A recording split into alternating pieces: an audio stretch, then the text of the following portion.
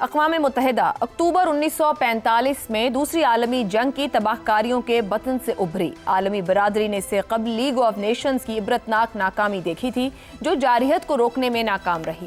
1940 کی دہائی کے وسط کے معروضی حالات نے ایک نئی تنظیم کی ضرورت کو قطعی طور پر لازمی بنا دیا تھا۔ یورپ کھنڈرات میں بدل چکا تھا، ایشیا کے کئی علاقے جنگ سے تباہ ہو رہے تھے، ہیروشیما اور ناگاساکی پر ایٹمی بم مار دیے گئے تھے، امریکہ اور سوویت یونین میں سپر پاور بننے کی دوڑ شروع ہو چکی تھی۔ ایسے ماحول میں 51 بانی ریاستوں نے سان فرانسسکو میں اقوام متحدہ کا چارٹر دستخط کیا، جس کا مقصد سلامتی کا نظام قائم کرنا تھا جو جنگ کو روک سکے، ترقی کو فروغ دے سکے اور انسانی حقوق کو بین الاقوامی نظام میں جذب کر سکے۔ اس وقت اقوام متحدہ کا سب سے نمایاں کردار امن قائم رکھنا تھا۔ نیلی ٹوپی والے فوجی 70 سے زیادہ آپریشنز میں دنیا بھر میں بھیجے گئے، جن میں نمایاں کامیابیاں نمیبیا، کمبوڈیا اور لائبیریا میں نظر آئیں، جہاں اقوام متحدہ نے بعد از جنگ معاشروں کو مستحکم کیا۔ تاہم امن قائم رکھنے کی یہ کوششیں اکثر سیاسی سمجھوتوں، وسائل کی کمی اور سلامتی کونسل کی ویٹو سیاست کی وجہ سے محدود رہیں۔ اقوام متحدہ نے ایشیا اور افریقہ میں آزادی کی تحریکوں کو قانونی حیثیت فراہم کی اور اسی کی زیر نگرانی 80 سے زیادہ ممالک آزاد ہوئے۔ تاہم اقوام متحدہ بہت سے مسائل کے حل میں ناکام بھی رہی۔ 1994 میں روانڈا میں نسل کشی ہو، فلسطین، کشمیر، شام اور یمن جیسے طویل المدتی تنازعات کو حل کرنا ہو، اس سب کی ناکامی ثابت کرتی ہے کہ بڑی طاقتوں کی خواہش پر اجتماعی سلامتی بے اثر ہو جاتی ہے۔ 2003 میں عراق پر امریکی حملہ جو سلامتی کونسل کی اجازت کے بغیر کیا گیا، اس بات کا ثبوت تھا کہ طاقتور ریاستیں اپنے مفادات کی راہ میں رکاوٹ بننے پر اقوام متحدہ کو نظر انداز کر دیتی ہیں۔ یہ ناکامیاں محض نااہلی نہیں بلکہ اقوام متحدہ کے نظریات اور طاقت کی سیاست کے حقیقی تقاضوں کے درمیان بنیادی تناؤ کی عکاس ہیں۔ اقوام متحدہ کی غیر جانبداری کو بارہا امریکہ نے متاثر کیا ہے، اسے اپنے مقاصد کے لیے استعمال کیا ہے۔ کوریا کی جنگ اور خلیجی جنگ کو قانونی جواز دیا، جبکہ اپنے اتحادی اسرائیل کو سلامتی کونسل میں ویٹو پاور کے ذریعے مسلسل تحفظ فراہم کیا ہے۔ امریکہ اپنے مالی تعاون اور سفارتی اثر و رسوخ سے اس کے ایجنڈے پر اثر انداز ہوتا رہا ہے۔ اس لحاظ سے اقوام متحدہ اکثر بین الاقوامی نظام کی ناہمواریوں کی عکاسی کرتی ہے۔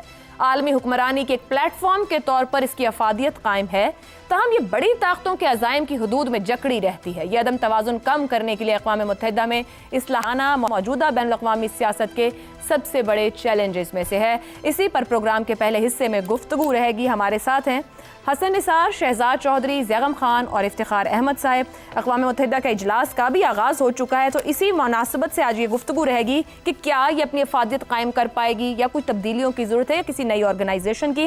سوال آپ سبھی کے لیے، 80 سال کا میزانیہ، ناکامیوں کا پلڑا بھاری، ابھرتی کثیر قطبی دنیا، کیا نئی عالمی تنظیم کی ضرورت یا اقوام متحدہ میں ہی اصلاحات؟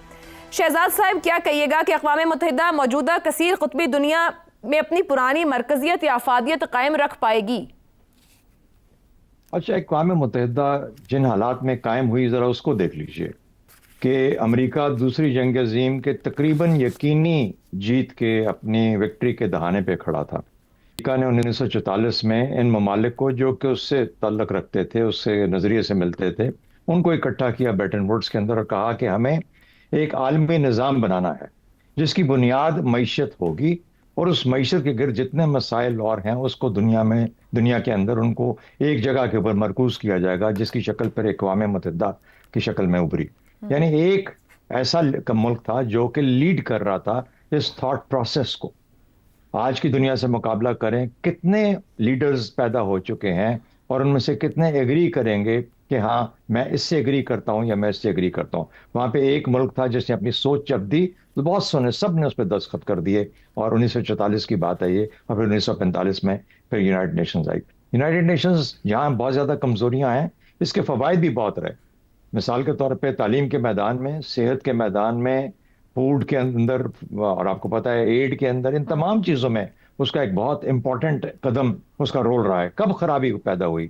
اس وقت خرابی پیدا ہوئی جب لوگوں نے طاقت اپنے ہاتھ میں لینا شروع کر دی، جیسے کہ امریکہ کا آپ نے کچھ مثالیں دی اور چیزیں دی، جس میں مغرب نے عراق کے اوپر حملہ کیا اور اس طریقے سے باقی چیزیں، اور خاص طور پر فلسطین، کشمیر اور باقی ایسے چند جگہیں جہاں پر کہ لوگوں کو ان کے حقوق ملنے تھے، وہاں پہ اقوام متحدہ کا اثر زائل ہوتا ہوا نظر آیا۔ اچھا، اب یہ تو ہو گئی حقیقت جو کہ آج تک قائم ہے۔ دوسرے اب دیکھ لیتے ہیں کہ اچھا انیبلرز کیا ہیں آج کے حالات کے اندر۔ آج کے حالات کے اندر یا پچھلے 25-26 سال کے اندر انٹرنیٹ کا جو دنیا میں پھیلاؤ ہوا ہے اس نے کیا کیا, دنیا کو انسٹنٹ کمیونیکیشن دے دی, اس نے ڈیجیٹل اکانومی بنا دی, اس نے ایک گیٹ اور WTO جو کریٹ ہوا تھا ایک معاشی نظام کے تحت, اس کو ایک پیمانہ اور اس کو ایک سٹرکچر دے دیا کہ کس طرح دنیا کی معیشت جو ہے یہ آپس میں جڑی ہوئی ہے. جو پیچھے رہ گئے وہ پیچھے رہ گئے بدقسمتی سے, لیکن زیادہ دنیا اپنے ان معاملات کے اندر آپس میں جکڑی یا جڑی ہوئی نظر آتی ہے. اس سے آپ کی جو پراسپیرٹی ہے اس دنیا کی تاریخ, انسانی تاریخ کے اندر جو پچھلے 30 سالوں میں کیا کہا جاتا ہوئی ہے وہ پچھلے 300 سالوں میں آپ نے انسان نے نہیں دیکھی تھی. تو فوائد بھی بہت ہیں اس ساری چیزوں کے. اس کے بعد ایجوکیشن, ٹریول, ہیلتھ, کس طریقے سے جب یہ پینڈیمک آیا کووڈ کا کس طریقے سے WHO نے اپنا کردار ادا کیا, تو میرا خیال ہے کہ اس کی افادیت ختم نہیں ہوئی. ہاں ضرورت اس امر کی ہے کہ یہ جو ممالک ہیں یہ ریلائز کریں کہ ہم واپس جو جنگ عظیم دوم سے پہلے کا وقت تھا اس کے اندر واپس جا رہے ہیں.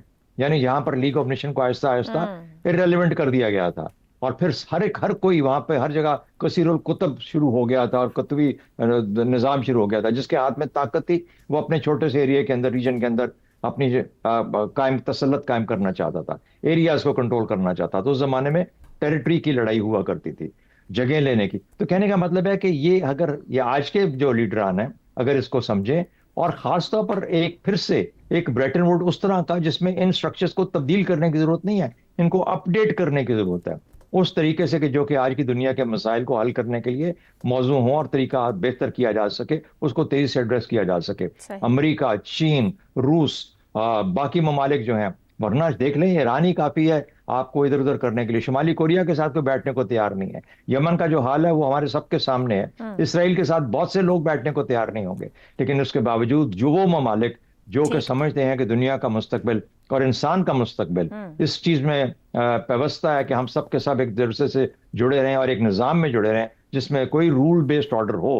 رول بیسڈ آرڈر ہوگا تو اس کے بعد ہی یہ دنیا ورنہ بکھر جائے گی, لڑائیاں کریں گے آپ, واپس back to World War I ہو جائے گا, اور پھر آپ کو سمجھ نہیں آئے گی کہ اس کرائسس میں سے کیا اس کا خاتمہ ہوگا World War III کے بعد, وہ ہو جائے گی, یا کس قسم کا معاملہ آئے گا. لیکن اس کے بعد انسان کی بقا کس شکل میں آئے گی, ہو جاتی ہے, نظام بن جاتے ہیں, لیکن اس تمام جھگڑے سے اور اس تمام مسئلے سے گزرنے کی ضرورت کیا ہے جبکہ آپ کے سامنے تاریخ مثالیں لے کے بیٹھی ہوئی ہے. زیغم صاحب ایک تو ایڈریس کیجئے گا کہ یہ جو ویٹو پاور ہے اس نے سلامتی کونسل جو ہے ویٹو پاور اس نے کتنا نقصان دیا اقوام متحدہ کی امن کی کوششوں کو, اور کیا ویٹو پاور رکھنے والوں کو یا جو پاورفل کنٹریز ہیں وہ لحاظ نہیں کر پائے, یا پھر اقوام متحدہ کی ناکامی ہی اس کی نااہلی میں گنی جائے؟ دیکھیے جب چودھری بدلتے ہیں تو پنچایت کو بدلنا پڑتا ہے, ورنہ پنچایت ٹوٹ جاتی ہے.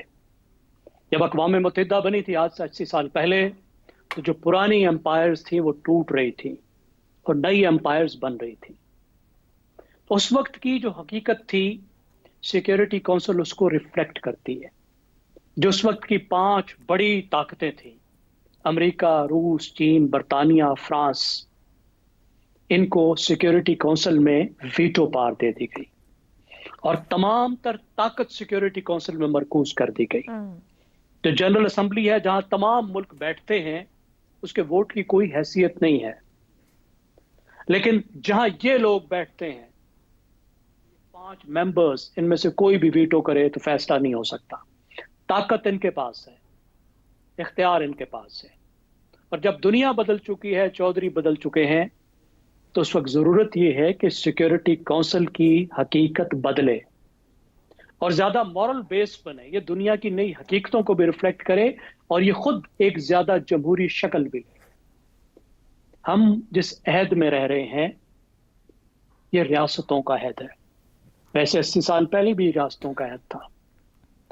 تو ریاست سے اوپر دنیا جنگل ہے, وہاں پر مفاد کا سکہ چلتا ہے, وہاں طاقت ہی قانون ہے. اور یہ کہا جاتا ہے, ہمیں پولیٹیکل سائنس کہتی ہے کہ اسٹیٹس آر ناٹ مورل اینٹیٹیز.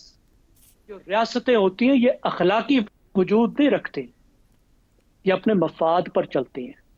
اسی وجہ سے اتنا بڑا تصادم تھا اقوام متحدہ بننے سے پہلے, جو 2 بڑی جنگیں ہوئی, دنیا میں اتنی تباہی ہوئی کہ پوری انسانی تاریخ میں اتنی اموات نہیں ہوئی تھی جتنی 2 جنگوں میں ہوئی. اور اسی لیے اس ادارے کو وجود میں لایا گیا, इस पंचायत को वजूद में लाया गया कि तीसरी आलमी जंग को रोका जा सके, जिसका बुनियादी मकसद था। लेकिन इसने दुनिया को बहुत कुछ दिया है, मैं इत्तफाक करता हूँ चौधरी साहब से। सबसे बड़ी बात यह है कि इसने डिप्लोमेसी का प्लेटफॉर्म दिया है। कम से कम कमजोर बोल तो सकता है ना, चीख तो सकता है ना, उसकी वोट हैसियत ना हो फिर भी वो वोट तो दे सकता है ना। गैंग अप कर सकते हैं कमजोर मुल्क, शर्मिंदा कर सकते हैं बड़े मुल्कों, बाज़ औक़ात अपनी बात मनवा भी सकते हैं। पीस कीपिंग का मैकेनिज्म दिया है, पीस कीपिंग फोर्सेस बनी है, हकूक के प्लेटफॉर्म उभर कर आए हैं। खास तौर पर आप सिर्फ मजदूरों के हकूक को देख लीजिए। अगर ILO ना होती तो मजदूरों को जो सरसे में हकूक मिले उसमें से कुछ भी ना मिलते। गुर्बत के बारे में एक एजेंडा बना, सेहत के बारे में तो बहुत कुछ हुआ, मतलब पोलियो को खत्म करके रख दिया गया, वैक्सीनेशन हुई, सेहत की ड्राइव्स हुई, माहौलियात के बारे में बात हुई। लेकिन रही ये फातिहों की अदालत, और फाते अब बदल गए हैं, पुराने फाते अब नहीं रहे। अब नई दुनिया की जो हकीकत है वो ये है, जैसे आपने कहा है कि कसीर कुतबी निज़ाम है। अब नई ताकतें उभर कर सामने आ चुकी हैं और ये उन ताकतों को रिफ्लेक्ट नहीं करती। नई ताकतें पुराने निज़ाम को चैलेंज कर रही हैं, वो चाहती हैं पुराना निज़ाम बदले, वो नया निज़ाम लाना चाह रही हैं। अब जो पुराने निज़ाम के ठेकेदार हैं वो भी इस इदारे को टारगेट किए हुए हैं, और जो नए निज़ाम वाले हैं वो भी इसके साथ ताउन नहीं कर रहे। मसलन अमेरिका ने गला दबा दिया है UN का, यूनाइटेड नेशंस का, अपने फंड्स रोक के। हर $5वां अमेरिका देता है जो यूनाइटेड नेशंस को आता है, उसके लिए चलना मुश्किल हो। सरवाइव कर पाएगा UN इस कसीर कुतबी दुनिया में? अगर इसको सरवाइव करना है, और इसको सरवाइव करना चाहिए, और सिर्फ सरवाइव नहीं करना चाहिए, इसको थ्राइव करना चाहिए, क्योंकि ग्लोबल गवर्नेंस की जरूरत है। हम जंगल के कानून की तरफ नहीं जा सके, जंगल तो है लेकिन कितना बड़ा जंगल है, इसमें जंगल को कम होना चाहिए। ज्यादा बेहतर एक ग्लोबल गवर्नेंस की जरूरत है, जिस तरह का ग्लोबल विलेज दुनिया बन चुके। तो दुनिया की बड़ी ताकतों को इकट्ठे होकर एक नई UN बनानी होगी, यूनाइटेड नेशंस को बदलना होगा। वरना जो हम देख रहे हैं कि गवर्नेंस के निजाम भी, गवर्नेंस के प्लेटफॉर्म भी वो कसीरुल कुतबी बन रहे हैं। नए प्लेटफॉर्म्स वजूद में आ रहे हैं, इलाकाई प्लेटफॉर्म्स वजूद में आ रहे हैं। ठीक हो गया ज़रम साहब।